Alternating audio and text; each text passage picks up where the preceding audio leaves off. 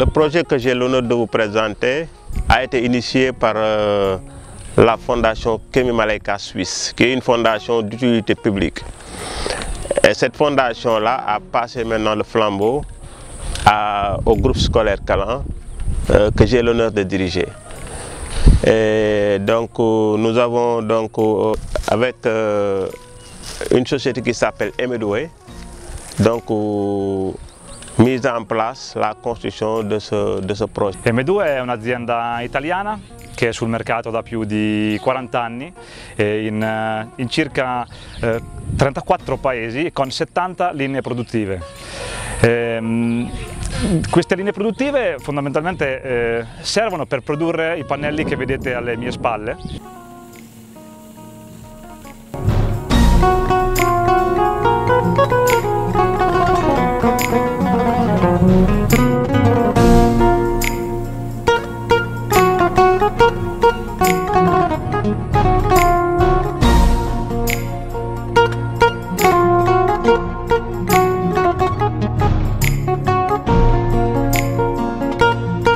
Ces panneaux en polystyrène vont être une innovation aujourd'hui pour ce pays, dans la mesure où on ne va pas utiliser de briques et de coffrage en réalité. Maintenant, ce qu'on va faire, c'est que c'est des panneaux qu'on va assembler donc, sur une fondation qu'on a faite donc, sur un terrain qui a été dimensionné, dans la mesure où on a fait des essais de sol et des essais et des plans en béton armé pour les fondations pouvant aujourd'hui accueillir ces panneaux. Donc du coup, tout a été fait dans les règles de l'art et c'est dans cette optique qu'on a essayé aujourd'hui d'expérimenter autre chose mieux que des briques ou des blocs en béton qu'on a l'habitude de faire ici au Sénégal. Notre contribution a été purement technique. Nous étions chargés de l'amélioration de la formulation du micro-béton à projeter sur les panneaux de polystyrène.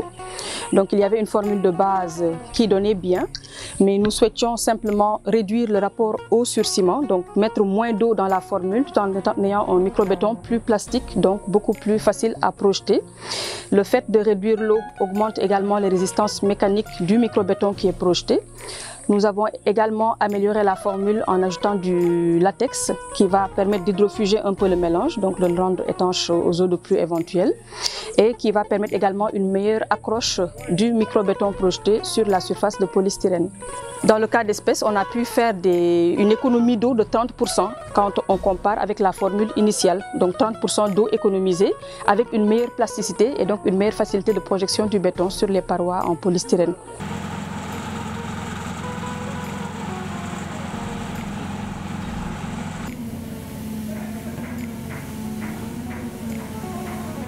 Perché costruire con il sistema M2? Il sistema M2 sostanzialmente ha un'elevata velocità di installazione e un elevato risparmio energetico dovuto all'isolamento termico che si ha grazie alle pareti in polistirene. Infatti i pannelli sono tutti dotati di lastre di polistirene che hanno sui loro lati una rete elettrosaldata galvanizzata e queste reti sono collegate tra loro tramite dei connettori metallici. Quindi ci sarà per l'abitazione, insomma, grazie al polistirene e alle sue proprietà, alle sue caratteristiche di isolamento termico, ci sarà un notevole comfort all'interno della scuola Calan.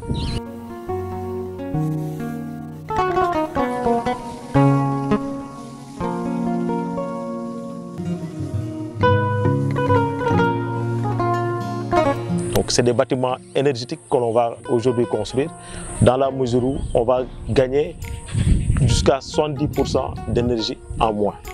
Parce qu'aujourd'hui, c'est une isolation très importante et la hauteur sous plancher est très importante par rapport à cela. Donc c'est pour cela qu'aujourd'hui, ce serait une très bonne chose d'essayer de l'utiliser surtout pour les logements sociaux ou bien les abris provisoires que l'on est en train de faire ici au Sénégal. Pour la construction traditionnelle, quand tu vas à une année, avec cette construction, à 3 mois, tu finis. Parce que ce que vous voyez là, nous l'avons fait en 1 mois.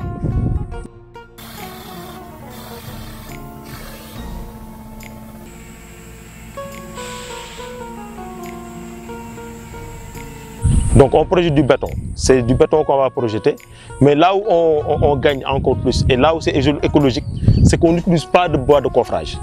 Donc le bois de coffrage qu'on avait l'habitude aujourd'hui d'utiliser dans des bâtiments classiques, donc avec les coffrages de poteaux et les coffrages de planchers et de poutres, ici on n'utilise pas. Donc ce sont ces panneaux qui vont faire office de coffrage. On peut même avoir pour des escaliers, ce sont ces mêmes panneaux qu'on va utiliser pour l'escalier. Il faut comprendre que c'est ça qui fait que c'est devenu innovant et en plus on gagne en temps. En termes d'écologie, je pense que tout dépend de la grille de lecture que vous en avez. Si vous pensez économie d'énergie, par exemple dans un bâtiment comme ça, du fait de l'isolation thermique que va apporter le polystyrène, effectivement vous aurez besoin de moins rafraîchir par de la climatisation par exemple. C'est un facteur important quand on parle d'écologie. Le fait qu'on n'a pas besoin de bois de coffrage, donc en termes de gestion de forêt, c'est un avantage. C'est un système qui se passe de coffrage, en tout cas en bois essentiellement. Le polystyrène est dérivé donc du pétrole, donc c'est un dérivé recyclé. Ça peut être vu également comme un aspect écologique qui va dans le sens donc, du projet.